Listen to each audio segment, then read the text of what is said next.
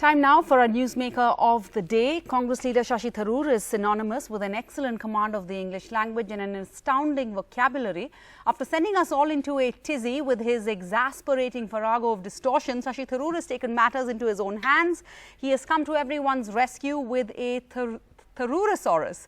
What's that, you wonder? Well, let's ask the Wizard of Words himself. Mr. Tharoor, what led you to scriven this estimable opuscule, or in simple English, what made you write this book? Thank you for that. Well, look, Meru Gokhale, the publisher of Penguin India, sort of pitched this idea to me in the rear seat of a taxi cab in Jaipur when I was heading for an event at the literary festival there. Her idea was to combine my name with the words Tyrannosaurus, since so many people are terrified of different words, and Thesaurus, since people want to be able to look them up. I laughed it off then, but she persisted, and I began to think it might be fun to do after all. So that's why the book. I mean, I did do a weekly column for a short while in a Sunday newspaper of a word of the week. So I kind of took that idea, expanded it a bit, and came up with 53 words, one for each week of the year, and a bonus thrown in for the leap year. So I'm hoping that people will have fun dipping into it. Well, I have a copy right here, and you've been doing that on Twitter too, expanding people's vocabulary via your Twitter feeds. So as you said, 53 examples, unusual words, every letter of the alphabet. But how did you pick these words? How did you narrow it down to 53? Because there are some very contemporary words like, I think, was it pandemic, quarantine? That's right. But for example, there's namaste in there. Why? Well, I mean, first of all, no particular reason for the final choice of 53 words.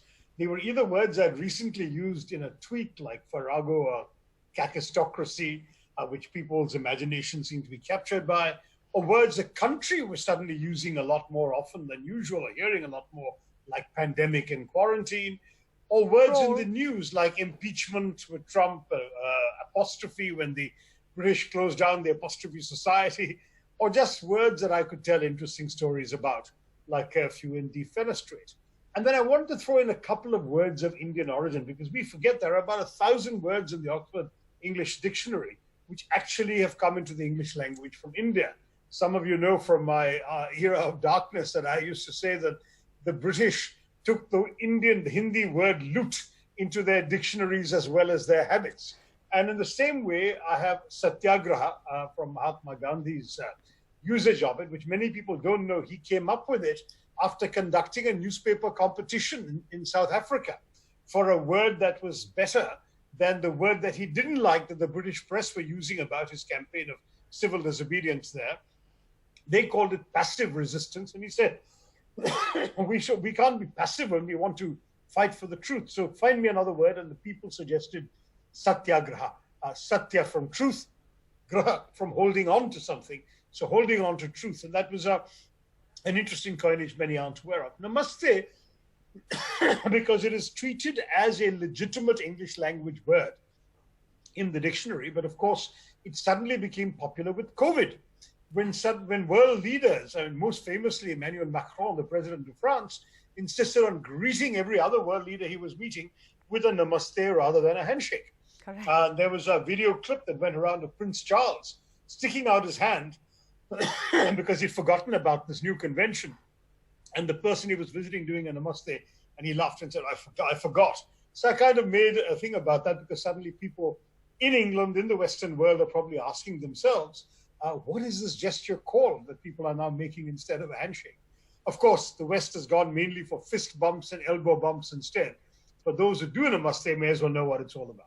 Well, here we say Corona Namaste. But Mr. Tharoor, it's all fine and well to, try and learn the meanings of these words as we would in a quiz, which also is a word in the book. But how does one learn to use them in casual usage? Do you have a systematic approach to trying to learn new words and to use them? Because I think that's possibly why people may pick up this book.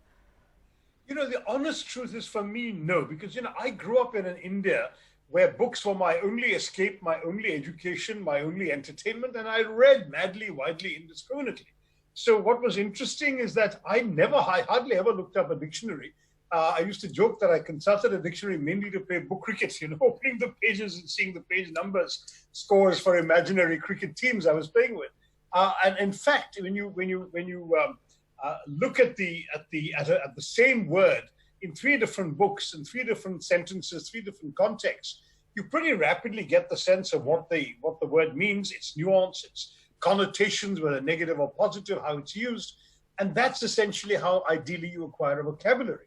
So whenever I address young people, high schoolers and college students, and they say, teach us a new word, which is a favorite question, my answer would always be read. That's the only new word I'm going to teach you, because if you read widely enough, you will come across enough new words and you'll figure out how to use them. But this is a bit of a cheat sheet, because obviously with this book, people can acquire 53 new words that they haven't actually read in a book. Not all the words will be new. So any favorite word in here that you could pick maybe for TV journalists? My favorite would be snollygoster. Yeah, well, and snollygoster is a good example, because in fact it's a word that was particularly obscure. I only came across it because I'm a bit of an American politics buff. And so I'd come across it. And then we had a situation in our politics where a chief minister who had been elected in alliance with the Congress party suddenly and overnight switched sides and went off and joined the bad guys. So I decided to just put a simple tweet saying a word for the day, snollygoster, definition, I remember that. US slang, a definition, a shrewd and unprincipled politician, first usage 1845 in the US, latest usage today in India. And immediately, of course, people started looking it up. It got almost as many searches, I think, on the Oxford Dictionary as Farrago had. And the point was made, which is that it was obviously an exercise in using a word to dig at someone. I must confess that after people started teasing me about Farrago, which I, in my innocence, thought was a word that people knew, because I had been using Farrago since my debating days at St. Stephen's College, attacking opponents for their Farrago misconceived ideas or arguments. So it had fallen out of use much in India, but I'd kept using it. The Twitterati found references to it in articles I published earlier. But anyway, once that became controversial, I deliberately did a tweet when my book, The Paradoxical Prime Minister, came out, saying, using a word that would grab attention, saying that this book is more than just a 500-page exercise in fluxi nosti nihilipilification, which was one of the longest words in the English language. And obviously, again, people got interested in the word and noticed the book and its release perhaps far more than they might otherwise have done. All right. Lastly, Mr. Tharoor, you point out that, these words have perhaps fallen out of favor, not used as much as in your college days. All over India, there seems to be this anti-elite backlash, right? People would rather read Chetan Bhagat than Arundhati Roy or Salman Rushdie. Kangana Ranaut seems to be getting greater public support than Naseeruddin Shah or Javed Akhtar. High culture is on the back foot. Yet, you're a curious exception to this. You're foreign educated, you're a Congress politician who spent most of his career, professional life abroad. You speak with a clipped British accent, you use words few people understand, yet you're wildly popular with the Indian middle class. What do you attribute this to then?